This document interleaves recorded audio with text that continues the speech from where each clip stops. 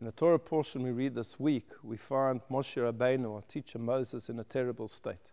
The Jewish people are complaining, they're moaning, they're giving him a hard time.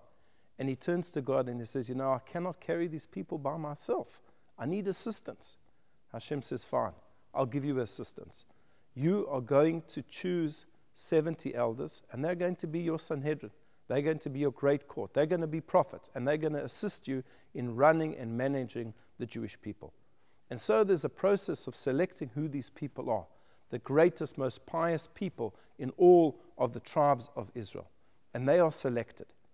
And the Torah tells us that Moshe lay his hands upon them, as it were, he gave them smicha, he gave them ordination, but he shared with them some of his prophetic ability.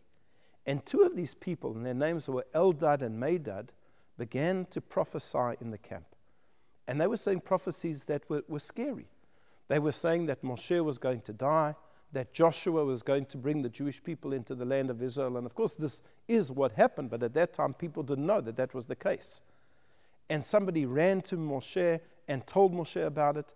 And then Moshe's student, Joshua, his disciple, came to him and he said, Moshe, Kilaim, stop them. Don't let them continue. And the reaction of Moshe is absolutely astounding. Moshe said, what are you worried about? Are you worried about my honor? That they are competitors to me? That there are other prophets? He said, would it be that all of the Jewish people would be prophets? That would be a wonderful thing. What incredible words for a leader. Moshe didn't feel that he had to always be the top and he had to be the greatest one and he had to be the only prophet. He would have been happy if everyone in the Jewish people, in the Jewish nation, were prophets. He had no problem with that whatsoever.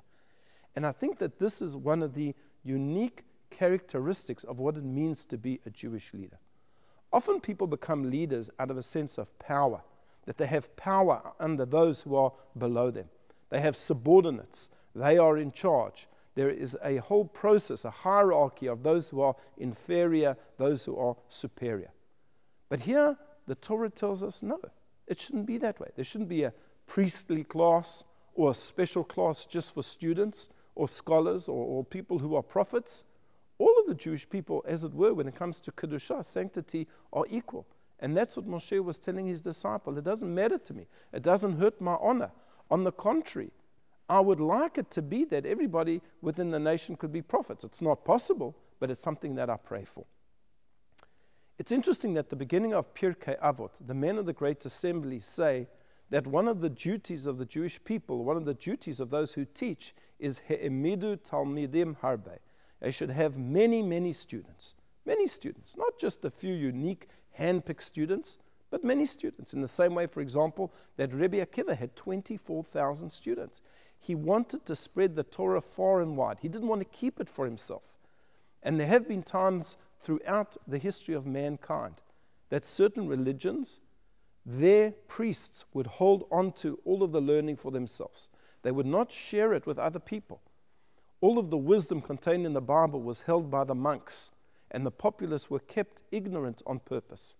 But within the Jewish people, it was never like that. Everyone was invited to come to the Beit Midrash, to the house of learning, to learn the Talmud. It wasn't just for the rabbis.